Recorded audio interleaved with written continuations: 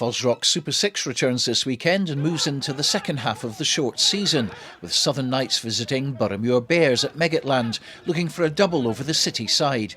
We spoke with Knight centre Niall Godsmark. Last 4 weeks for us, 4 games have been positive. I'm not saying the last game against Watson was negative at all. It's a learning curve for us, and we can learn a lot from a loss. But it's been good, positive starting. Obviously, the first round's done and anything happen again. But it's obviously every game is pretty competitive, so pretty much every game you have to be on it.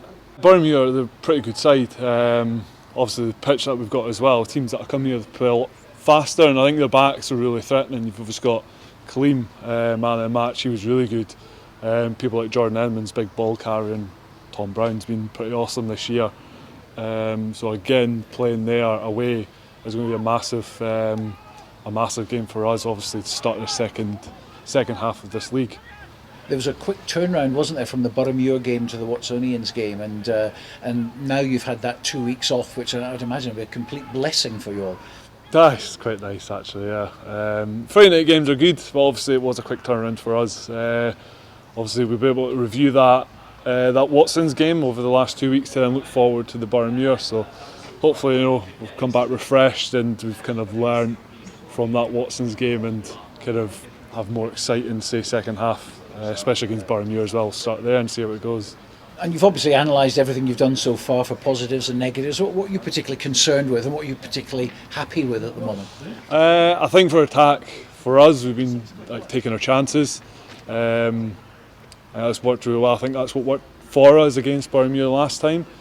I think maybe what kind of let us down, even the last 5 games, has been our discipline. I think so we went wrong against Watsons, but hopefully, that second half we can change it a bit. Sort of discipline, and kind of that'll put us in good way for the rest of the season, I think. It's the second week of the Scottish Club League season. Hoyk travelled to face GHA at Braidholme, looking for back-to-back wins following their win against Curry last week. Head coach Matty Douglas. Great result last weekend against Curry, both for the Force and the First. The First over at Mansfield put in a great performance, a great team effort. I think the main point that we got the result is because we wanted it more than Curry. And take none away from them, they'll be near the top of the table this season without a shadow of a doubt. So they'll be hungry this week. They'll come back fighting. So no, great result. Obviously, one of the better performances at Mansfield in recent seasons. So looking forward to this weekend. We've got a trip to Glasgow to play GHA. They suffered a defeat to Musselburgh on the opening day, so they'll be gunning for us without a shadow of doubt. They'll be looking to get the win. So I've tried to drum into the boys' heads this week that just because we've won our opening game of the season doesn't automatically mean that top four's just got to be handed to us.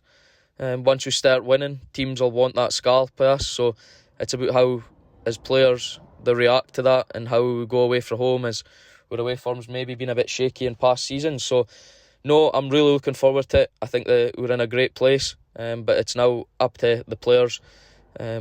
Hopefully we can get the result and go there and not fear them and come back down the road with the points.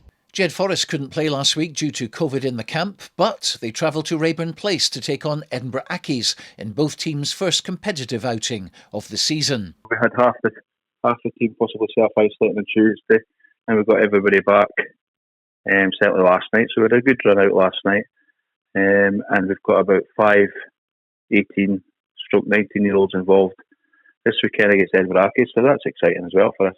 Played Morpeth just that week before, and we managed to get a good result against them, and we were fairly confident going into the Selkirk game and really buzzing. Obviously, Accies are in the same boat as ourselves, and they've had a couple of warm-ups as well. So, it'd be good. It'll be interesting to see how we all get on. I'm looking forward to playing up there with the new stand and the new facilities that they've got up there, which looks excellent. So, hopefully, I think the guys will get a bit of a buzz off of that as well, and it should be. In years gone by, certainly when we go up to Raeburn Place, it's always a really exciting game. They're always pretty open to play some good attacking rugby, so I don't see any reason why that won't be the case tomorrow.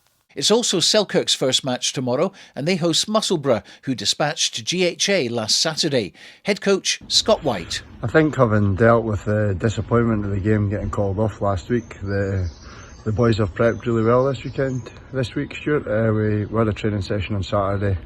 We trained Tuesday and Thursday, and things have been pretty sharp. So, everyone at the club's hugely excited. We've got 2 games at home, and I think that comes after it being such a disjointed pre-season. I mean, this is probably the first opportunity that, as you like, the first 15 are actually playing together. So, it'll be tough. It'll be interesting. But if we get the performance like we've been training, I'm sure the boys will do well.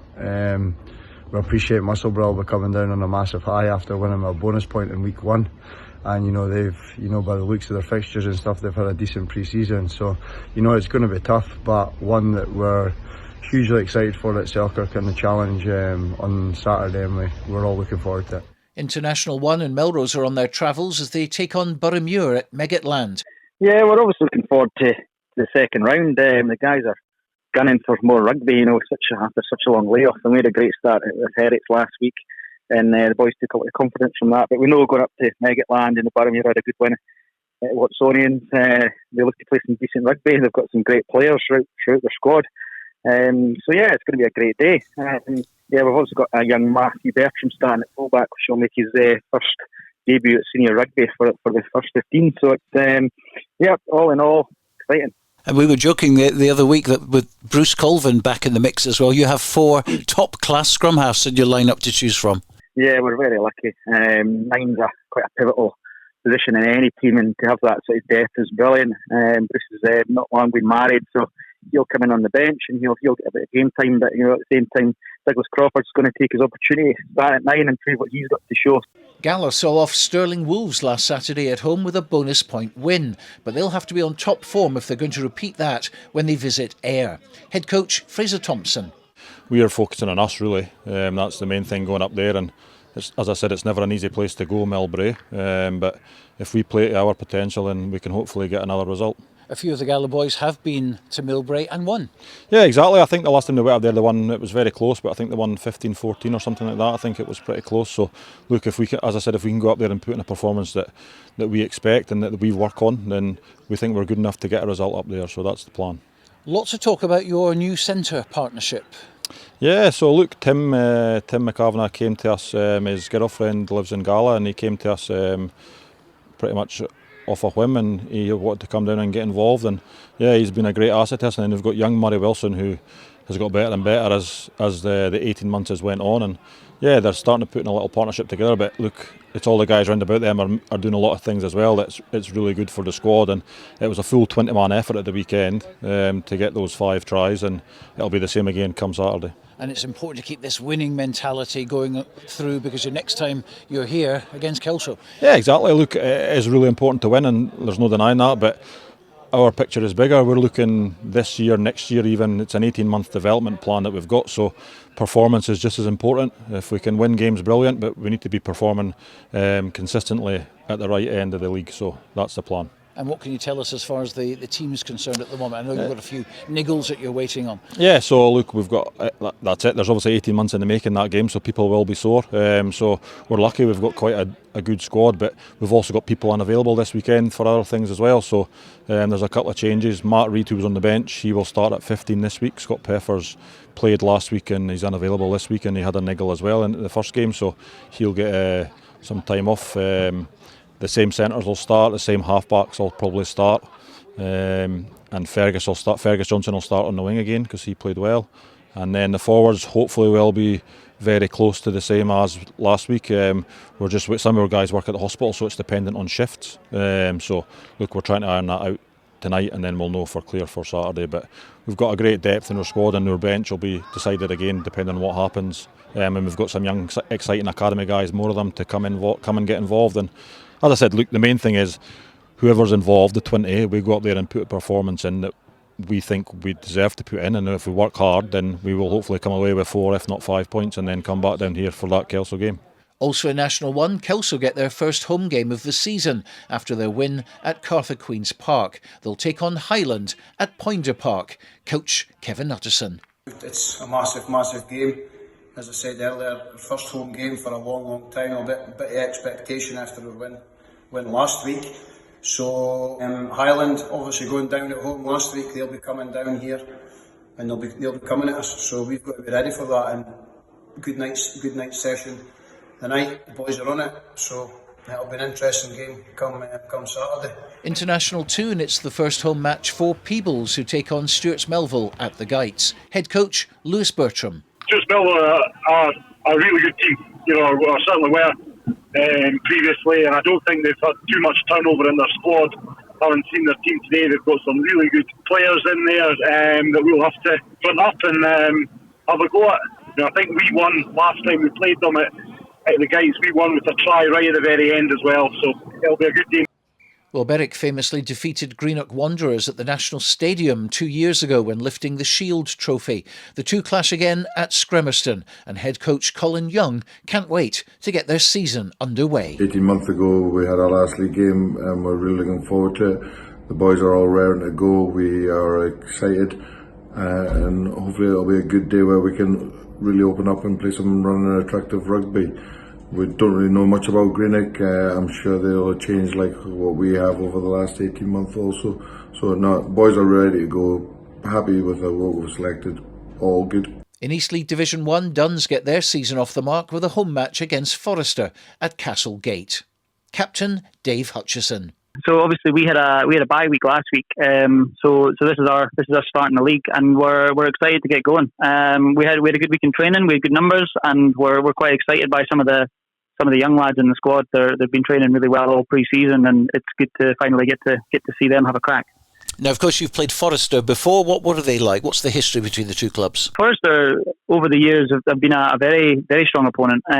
They've got a decent pack. They've got some pace in the backs, so we're going to have to be on our best to match that. But I mean, I'm confident that with the squad we've got, we're more than capable of managing that. Now, just a word about the Duns Colts, because that game is off, I think, isn't it? You haven't been able to field a team against Jed Thistle this Saturday. What's the issue there? The Colts have been really struggling with injuries. The numbers are there. It's more that last week we had 3 boys end up in the BGH. We had one pull up in training on Tuesday.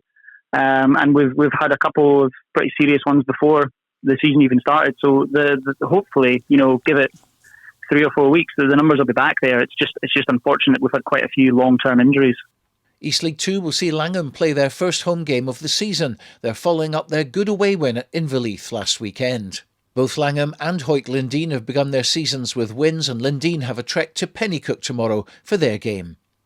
Into East League 3, and Gala YM have another home match tomorrow when they take on Lismore in a bid to make the most of home advantage. Here's YM's Kevin Anderson. Obviously, to take 40 points from any team and no concede at all has got to be seen as a massive positive in the first weekend of the league, especially after an 18-month layoff. But to be honest, I thought it could have been 50 or maybe 60. We probably shouldn't have complained. It's not the finished article by any stretch of the imagination. The boys are improving week in, week out. They're working hard in training. In particular, the forwards are putting in some graft at the moment. We've worked hard again this week. We know that Lismore this weekend will be a tougher test, but we're really just building it up week on week. The confidence for the boys is growing constantly. It's great to see. The morale's pretty high at the moment. And then obviously that big win at the weekend, but we're certainly no arrogant in the fact that tough tests are got to come. We need to stick together, and hopefully you'll see us challenging come the end of the season, because that's the target. Dipping into the semi-junior league, and already 2 postponements as Carlisle Colts and Duns Colts have struggled to get a team together, so we're left with Peebles Colts taking the trip to Alnwick. Gala Wanderers will play Hoyk Youth, Earlston High School Melrose Wasps travel to play Morpeth Colts, and Selkirk Youth host Tynedale Colts. Finally, in the East Reserve Leagues, Hoyk Force travel to Biggar A, and Selkirk A have a home game against Musselburgh A, all in Division 1. In Division 2, Melrose Storm are away to Edinburgh Accies B, and Peebles Reds take on Watsonians A on the road, with the other 2 matches off due to lack of players. That means Gala A concede the points to Leith A, while Kelso A will be given a 28-0 win by default, with Linlithgow also pulling out.